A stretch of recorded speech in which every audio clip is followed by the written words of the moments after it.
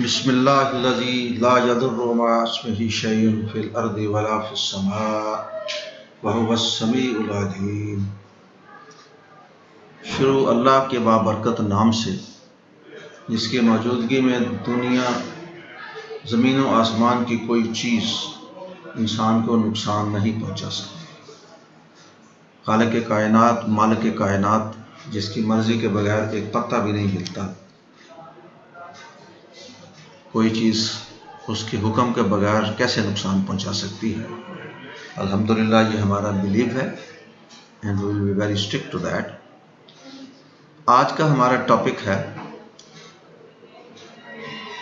Chronic suppurative otitis media type B, atticoantral disease.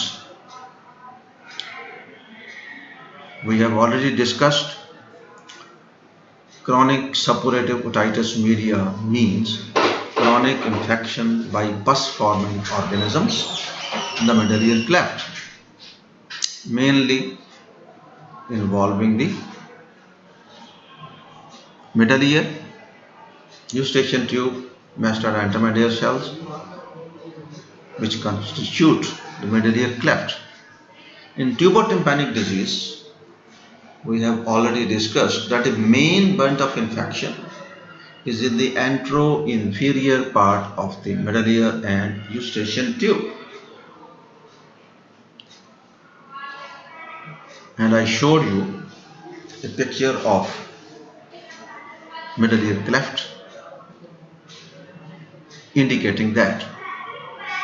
In atticoantral disease, mostly the superior part of the medullary and masted intermediate cells,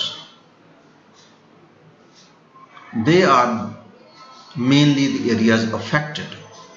That is, the main burden of infection is in the posterior portion of the medullary cleft. Atticoantral disease is also caused by gram-positive, gram-negative, and also anaerobic bacteria, which we have already discussed in the subject of tubotympanic disease. But over here,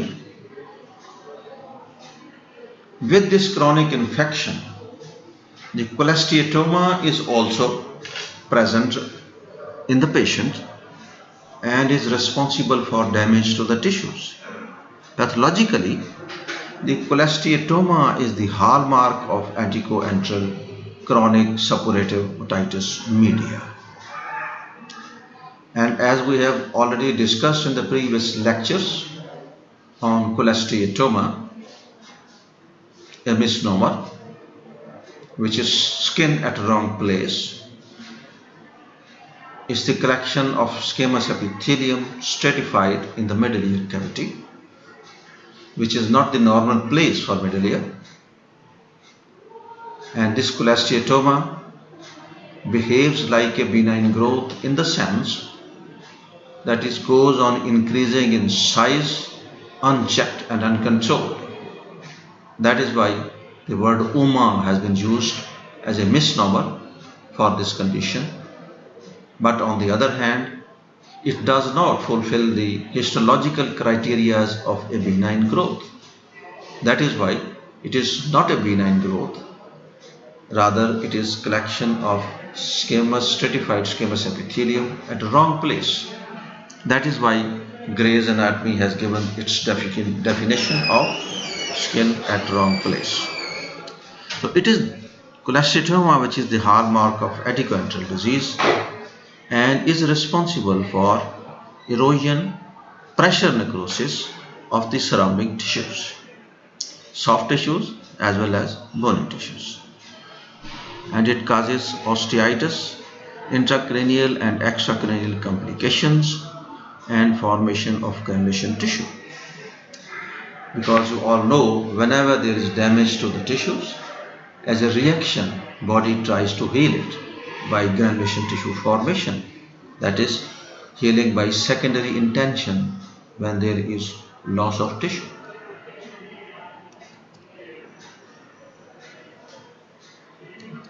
Again,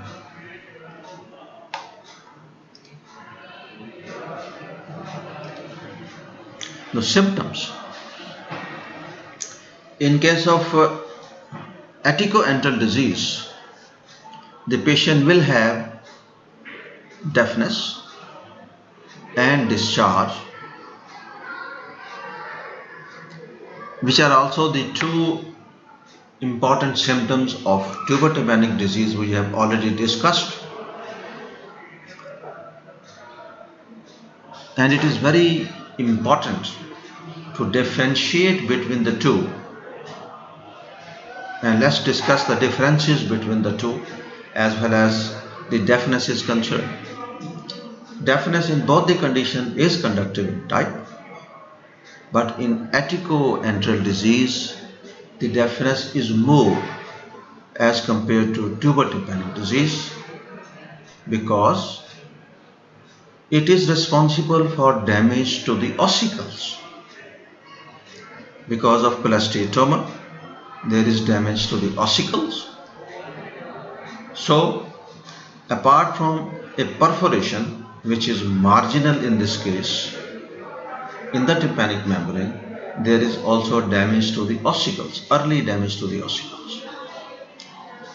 And both of these conditions, they constitute two high altitude of conductive deafness, more conductive deafness as compared to tuberculopanic disease. And as I discussed in the previous lecture also, when you perform audiometry in these cases, and there is ossicular damage, already it has occurred, the deafness is 40 decibels or more because the connection between the ossicles is lost. As far as the discharge is concerned, in this particular condition, that is aticoantral disease, the discharge is frankly purulent, scanty in amount, may be blood stained, and foul smelling. Now you compare these criteria with the tuberculopanic disease, which we discussed in the previous lecture. In the tuberculopanic disease, the discharge was copious in amount, it was mucopurulent and non-smelling. But in aticoantral disease with cholesteatoma, the discharge is scanty, it is purulent, sometimes associated with blood because it is causing damage to the tissues, and it is also foul smelling. Now the one question arises, this is also a suppurative infection, and tuberculopanic disease is also a suppurative infection by pus forming organisms. Why there is that much bad smell in this case and not in case of tuberculopanic disease? In tuberculopanic disease, the purulent infection is there, mild bad odor may be there, but in this condition there is very bad odor, and that is because of necrosis to the tissues caused by cholesteatoma. Soft tissues as well as bony tissues, they are undergoing necrosis, and particularly the bony necrosis is responsible for very bad smell. And if you examine such a case, you will appreciate that bad smell, and that will help you to differentiate this condition from tuberculopanic disease. So the discharge is purulent, scanty and offensive and may be blood stained. Headache. Patient can have headache because of impending intracranial complications. Raised intracranial pressure in case of intracranial complications is characterized by headache, vomiting and papilledema. That is very clearly mentioned in your books of surgery. Three important criteria of raised intracranial tension: headache, vomiting and papilledema. So in a simple case of suppurative otitis media, if the patient suddenly starts having severe headache or and projectile vomiting, these are alarming signs and we should become careful and think on the lines of intracranial complications unless proved otherwise. Papilledema will take some time to develop and you will have to take the help of eye surgeon to detect that finding papilledema. That usually takes about a week or so to develop. And headache and vomiting, they are alarming signs, particularly in a case who was not having any headache or pain in the ear, but suddenly he starts complaining of these complaints. Plus vomiting is very important. As well as the pain is concerned in this condition, tuber-tympanic as well as atticoantral, mild pain can be because of persistent otitis externa associated with when the patient repeatedly tries to clean the ear with a cotton swab, causes mild injury in the external auditory meatus by repeatedly rubbing the meatus with cotton swab. Patient can have otitis externa, but the pain of otitis externa is usually mild and that can be easily detected by pulling the pinna. It will increase and you can see also inflammation in the external auditory meatus easily. So this mild complication, that is otitis externa, can be diagnosed easily and can be differentiated from the risk of impending intracranial complications, which I have just discussed, must be kept in mind. Now the signs you will have a look on in the external auditory meatus and you will see the discharge. We have already discussed scanty, purulent, maybe blood stained and foul smelling. Sometimes the smell is so bad that examination becomes a bit difficult for the examiner. The moment you are near to the patient, you feel a very bad smell. Or sometimes the patient's attendant might tell you that we feel a very bad odor from the patient's ear. After cleaning the discharge, you have a look on the tympanic membrane. The perforation in this situation is usually either in the attic area or posto-superior segment of the pars tensa, and it is marginal perforation, not central. By marginal perforation we mean that it is present at the margin.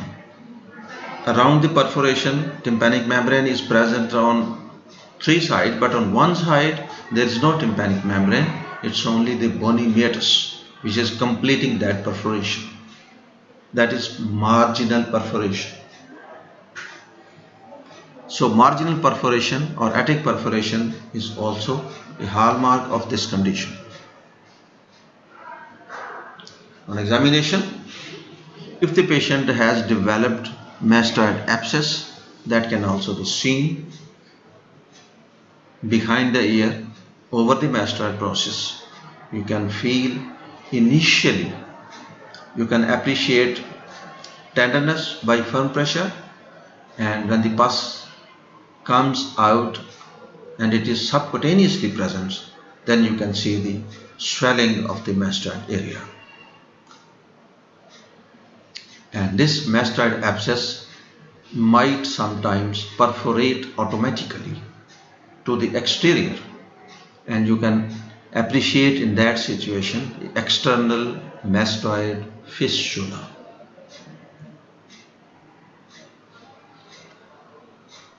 Investigations which you can perform is pus for culture and sensitivity for proper selection of antibiotic.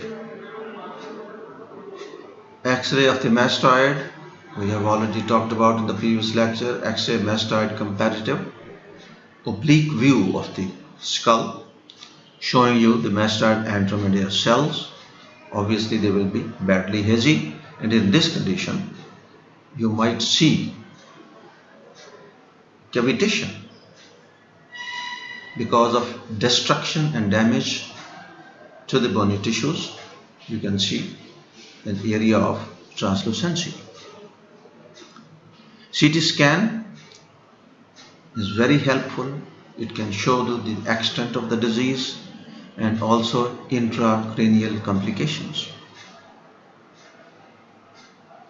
And in any case of suspected intracranial complications, you must perform CT scan as early as possible to give the patient treatment in time and save his life, because intracranial complications, they can be life-threatening also. Proton audiometry can be done to see the extent of deafness, which we have already talked about, and examination under microscope can also be performed to confirm the presence of cholesteatoma and confirm your findings on examination by unaided eye. Complications can be intracranial as well as extracranial. That is, intracranial complications include meningitis, extradural abscess, subdural abscess, sigmoid sinus abscess, thrombophlebitis, and brain abscess. And extracranial complications can be facial paralysis, labyrinthitis, petrositis. These complications can be troublesome for the patient. Thank you very much.